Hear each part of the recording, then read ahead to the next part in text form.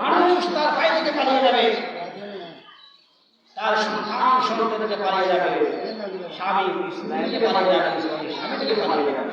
ওই কঠিন মুসিবতের নাম হলো হাসরের ময়দান। ওই ময়দানের মধ্যে মানুষ এক মুহূর্ত পরিমাণ সামনে যেতে পারবে না, এক মিনিট পরিমাণ এক কদম পরিমাণ সামনে যেতে পারবে না, যতক্ষণ পর্যন্ত মানুষ রাস্তা পথে চলতে পারবে না। ওই ময়দানে মানুষকে বলবেন, এ বান্দা, এ যুবকের দল, আমি তোমাকে একটা হায়াত দিলাম, আজকে তুমি জবাব দিলা, তুমি তোমার ওই দিন থেকে তুমি জবাব দাও। দ্বিতীয় নম্বর আল্লাহ রাব্বুল আলামিন প্রশ্ন করবে, আল্লাহ রাব্বুল আলামিন বলবে, আমি তোমাকে একটা যৌবন কাল দিলাম, ওই যৌবন কাল তুমি কোথায় কাটিয়ে জবাব দাও। আমি তোমাকে ধন সম্পদ দিলাম, ওই ধন সম্পদ তুমি কোথায় কাটিয়েছ, কিভাবে তুমি ধন সম্পদ অর্জন করেছ এবং কিভাবে তুমি ধন সম্পদ ব্যয় করেছ, জবাব দাও। এরপর আল্লাহ বলবেন, এ বান্দা, তুমি আজকে জবাব দাও, আমি তোমাকে ইলম দিলাম, বিবেক দিলাম, ওই ইলম তুমি কতটুকু আমল করেছো তুমি জবাব দাও। ওই হাসরের ময়দানে আল্লাহ রাব্বুল আলামিন সমস্ত মানুষের মুখের মধ্যে মোহর মেরে দেবেন, মানুষ কোনো কথা বলতে পারবে না। আমাদের হাত, আমাদের পা, আমাদের কৃতকর্মের সাক্ষ্য দেবে, আমরা দুনিয়া থাকা অবস্থায় কোথায় কোথায় গিয়েছি, কি কাজ করেছি, সব কিছুর জবাব আমাদের হাত এবং পা দেবে। ওই কঠিন সময় আমার আপনার জবাব হবে না, ওই সময় আমার আপনার আপন হবে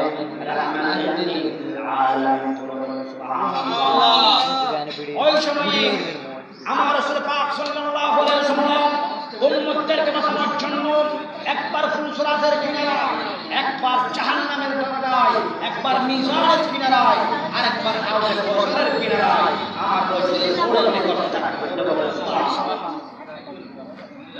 ওই কঠিন সময়ে মানুষ নিজের গ্রামের মধ্যে চলে যাবে, শুরু একদম কাছাকাছি চলে আসবে, মানুষই সহ্য হবে না, মানুষ ক্লান্ত হয়ে যাবে।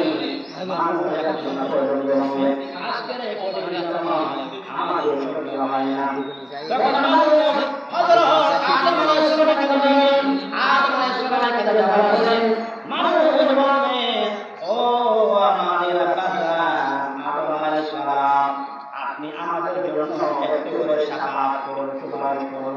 আদম আলাইহিস সালাম বলবে, আমি তোমাদের জন্য কোনো কিছু করতে পারবো না, তোমরা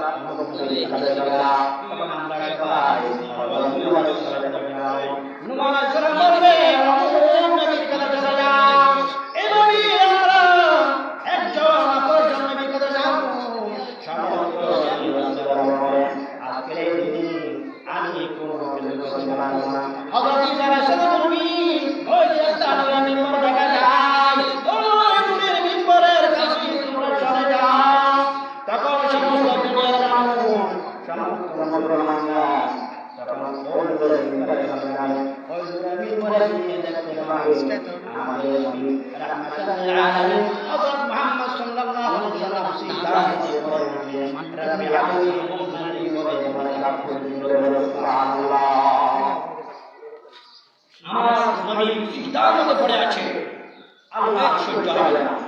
আল্লাহ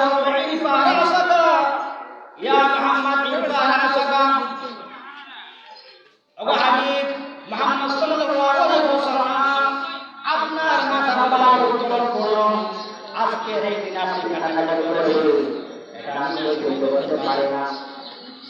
ইয়া রাসূলুল্লাহ,